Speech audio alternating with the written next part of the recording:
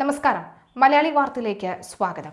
നാളെ ഏപ്രിൽ മാസം 1-ാം തീയതി പുതിയ സാമ്പത്തിക വർഷത്തിന്റെ തുടക്കം ആവുകയാണ്. ഈ ദിവസത്തിൽ നമ്മുടെ രാജ്യത്ത് ഒരുപാട് മാറ്റങ്ങൾ സംഭവിക്കാൻ പോവുകയാണ്. അറിഞ്ഞിരുന്നോ? നമ്മുടെ സാധാരണക്കാരന്റെ വയറ്റത്തടിക്കുന്ന മാറ്റമാണോ, അതോ എന്തെങ്കിലുമൊക്കെ തന്നെ ഒരു ലാഭമുണ്ടാകുന്ന കാര്യമാണോ? എന്തൊക്കെയെന്ന് അറിയാം. അറിഞ്ഞില്ലെങ്കിൽ ഭാവിയിൽ ഒരു പക്ഷേ പണിയും കിട്ടും. 2026 ഏപ്രിൽ മാസം ആരംഭിക്കാൻ പോകുന്നു. എല്ലാ മാസത്തെയും പോലെ തന്നെ ഈ പുതിയ മാസവും നിരവധി പ്രധാന സാമ്പത്തിക മാറ്റങ്ങളോടുകൂടി തന്നെയാണ് ആരംഭിക്കാൻ പോകുന്നത്. പുതിയ സാമ്പത്തിക വർഷം ആരംഭിക്കുമ്പോൾ സാധാരണക്കാരുടെ ജീവിതത്തെയും സാമ്പത്തിക ഇടപാടുകളെയും നേരിട്ട് ബാധിക്കുന്ന വിപ്ലവകരമായ മാറ്റങ്ങളാണ് വരാൻ പോകുന്നത്. നികുതി ഘടന മുതൽ തൊഴിൽ നിയമങ്ങൾ വരെ നീളുന്ന ഈ പരിഷ്കാരങ്ങൾ ഓരോ ശമ്പളക്കാരും സംരംഭകരും അറിഞ്ഞിരിക്കേണ്ടത് അത്യാവശ്യം തന്നെയാണ്.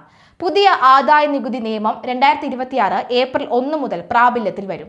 ഇതോടൊപ്പം പാൻ കാർഡ്, ATM, ആദായ നികുതി, toll tax, HRA, credit card, digital payment എന്നിവയുമായി ബന്ധപ്പെട്ട മാറ്റങ്ങളും വരുത്താൻ പോകുന്നു.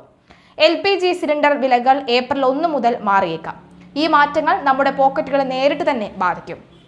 2026 ഏപ്രിൽ 1 മുതൽ എന്തൊക്കെ പുതിയ മാറ്റങ്ങളാണ് സംഭവിക്കാൻ പോകുന്നത് എന്ന് നോക്കാം. 1. പുതിയ ആദായ നികുതി നിയമം 2025 മാറുന്നു. നികുതിയിലെ ഏറ്റവും വലിയ മാറ്റം 2026 ഏപ്രിൽ 1, അതായത് നാളെ നടപ്പിലാക്കാൻ പോവുകയാണ്. 1961 പഴയ നിയമത്തിന് പകരമായി പുതിയ ആദായ നികുതി നിയമം 2025 ഏപ്രിൽ 1 മുതൽ പ്രാബല്യത്തിൽ വരും. പുതിയ നിയമം നികുതി സമ്പ്രദായം ലളിതമാക്കുകയും കൂടുതൽ സുതാര്യമാക്കുകയും ചെയ്യുമെന്ന് സർക്കാർ പറയുന്നു. നികുതിദായകർക്ക് നിയമങ്ങൾ മനസ്സിലാക്കാൻ എളുപ്പമാകുന്നതിന് വിഭാഗങ്ങളുടെ എണ്ണം 819 നിന്ന് 536 കുറച്ചു. 2. ശമ്പള ഘടന 2026 ഏപ്രിൽ 1 മുതൽ ജോലി ചെയ്യുന്നവർക്ക് ഒരു പ്രധാന മാറ്റം ഉണ്ടാകും. പുതിയ ആദായ നികുതി 2025 ലേബർ കോഡും ഏപ്രിൽ 1 മുതൽ പ്രാബല്യത്തിൽ വരും. ഇത് ജോലി ചെയ്യുന്നവരുടെ ശമ്പളത്തിലും വീട്ടിലേക്ക് കൊണ്ടുപോകുന്നതിലും നേരിട്ട് സ്വാധീനം ചെലുത്തും. പുതിയ നിയമം അനുസരിച്ച് അടിസ്ഥാന ശമ്പളം ഇപ്പോൾ മൊത്തം ഈ CTCയുടെ കുറഞ്ഞത് 50% ആയിരിക്കണം. നിലവിൽ പല കമ്പനികളും നികുതി ലഭിക്കുന്നതിന് അടിസ്ഥാന ശമ്പളം കുറവും അലവൻസുകൾ ഉയർന്നതുമായി നിലനിർത്തും. അടിസ്ഥാന ശമ്പളത്തിലെ വർധനവ് നിങ്ങളുടെ PFും ഗ്രാറ്റുവിറ്റിയും വർദ്ധിപ്പിക്കും. എന്നാലും ഉയർന്ന PF കിഴിവുകൾ കാരണം നിങ്ങളുടെ വീട്ടിലേക്ക് കൊണ്ടുപോകുന്ന ശമ്പളം അല്പം കുറവായിരിക്കാം. മറുവശത്ത് HRA ഇളവ് കുറച്ചതിനാൽ പഴയ നികുതി സമ്പ്രദായത്തിൽ നികുതി അല്പം വർദ്ധിച്ചേക്കാം. പുതിയ നികുതി വ്യവസ്ഥയ്ക്ക് കീഴിലുള്ളവർക്ക് ഇത് വലിയ വ്യത്യാസം ഉണ്ടാകില്ല. 3. പാൻ കാർഡ് നിയമങ്ങൾ 2026 ഏപ്രിൽ 1, അതായത് നാളെ മുതൽ പ്രാബല്യത്തിൽ വരുന്ന പ്രധാന മാറ്റങ്ങളിൽ ഒന്നാണ് പാൻ കാർഡുകളുമായി ബന്ധപ്പെട്ട മാറ്റങ്ങളും ഉൾപ്പെടുകയാണ്. ഇതുവരെ പാൻ കാർഡ് ലഭിക്കാൻ ആധാർ കാർഡ് മതിയായിരുന്നു. എന്നാൽ നാളെ മുതൽ പുതിയ നിയമങ്ങൾ പ്രകാരം പാൻ കാർഡ് ലഭിക്കണമെങ്കിൽ അല്ലെങ്കിൽ അത് തിരുത്തണമെങ്കിലോ അധിക രേഖകൾ ആവശ്യമാണ്. പുതിയ നിയമങ്ങൾ പാൻ പ്രക്രിയയെ കൂടുതൽ കർശനവും സുരക്ഷിതവുമാക്കുന്നുണ്ട്. നിങ്ങളുടെ പാൻ കാർഡിലെയും ആധാറിലെയും പേര് വ്യത്യസ്തമാണെങ്കിൽ തിരുത്തലിനുള്ള അവസാന തീയതി ഇന്നാണ്. നിങ്ങൾ ഈ തെറ്റ് തിരുത്തിയില്ല എങ്കിൽ 2026 ഏപ്രിൽ 1, അതായത് നാളെ മുതൽ നിങ്ങളുടെ പാൻ റദ്ദാക്കപ്പെടും. പാൻ കാർഡ് നൽകേണ്ടത് എപ്പോഴാണ്? പാൻ കാർഡുമായി ബന്ധപ്പെട്ട് കേന്ദ്ര സർക്കാർ കരട് ആദായ നികുതി നിയമങ്ങൾ 2026 പുറത്തിറക്കി.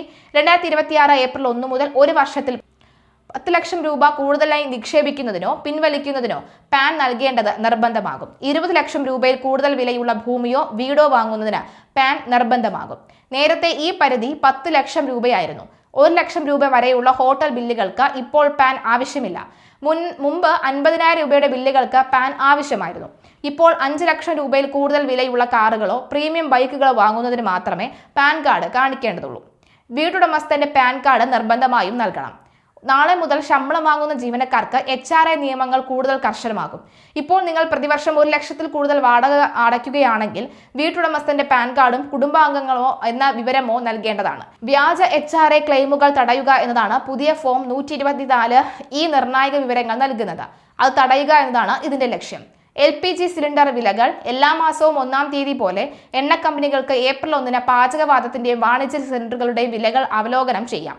മിഡിൽ ഈസ്റ്റിൽ നടന്നുകൊണ്ടിരിക്കുന്ന യുദ്ധം ആരംഭിച്ചതിന് ശേഷമുണ്ടായ രൂക്ഷമായ LPG ക്ഷാമത്തിനിടയിൽ എണ്ണ കമ്പനികൾ ഇതിനോടകം തന്നെ വില വർദ്ധിപ്പിച്ചതുകൊണ്ട് പണപ്പെരുപ്പ് ആഘാതം നിലനിൽക്കുന്നുണ്ട്.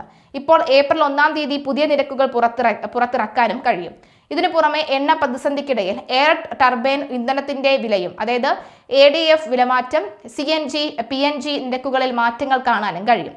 ട്രെയിൻ ടിക്കറ്റുകൾ റദ്ദാക്കുന്നത് ചെലവേറിയതായിരിക്കും.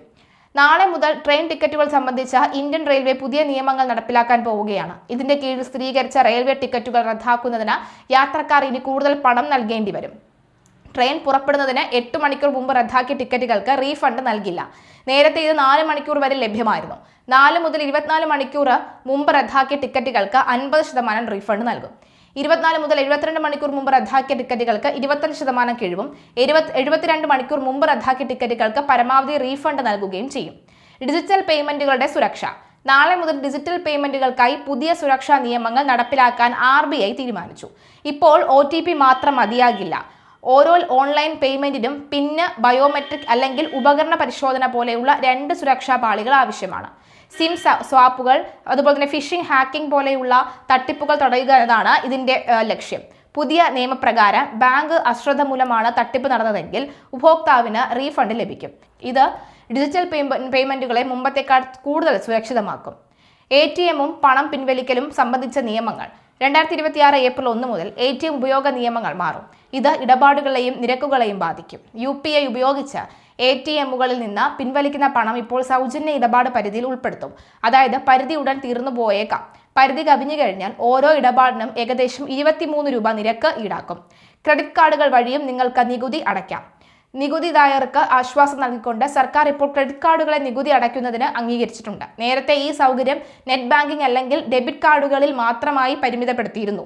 ക്രെഡിറ്റ് കാർഡുകൾ വഴി പണം അടയ്ക്കുമ്പോൾ ഈ പ്രോസസ്സിംഗ് ഫീസോ അധിക ചാർജുകളോ ഈടാക്കാം. അതിനാൽ ജാഗ്രത ആവശ്യമാണ്. അപ്പോൾ നാളെ മുതൽ ഈ മാറ്റങ്ങളൊക്കെ നമ്മുടെ രാജ്യത്ത് വരാൻ പോവുകയാണ്. ടോൾ പാസിനൊക്കെ തന്നെ മാറ്റം വരുന്നുണ്ട് എന്നുള്ളത് എടുത്തു പറയേണ്ടതാണ്. അതുപോലെ തന്നെ സ്റ്റോക്ക് മാർക്കറ്റിലൊക്കെ മാറ്റം വരുന്നു. അങ്ങനെ നിരവധി മാറ്റങ്ങളാണ് നാളെ മുതൽ വരാൻ പോകുന്നത്. അപ്പോൾ ശ്രദ്ധിക്കുക. ശ്രദ്ധിച്ചില്ലെങ്കിൽ പണി വരുന്ന വഴിയും അറിയാൻ കഴിയില്ല.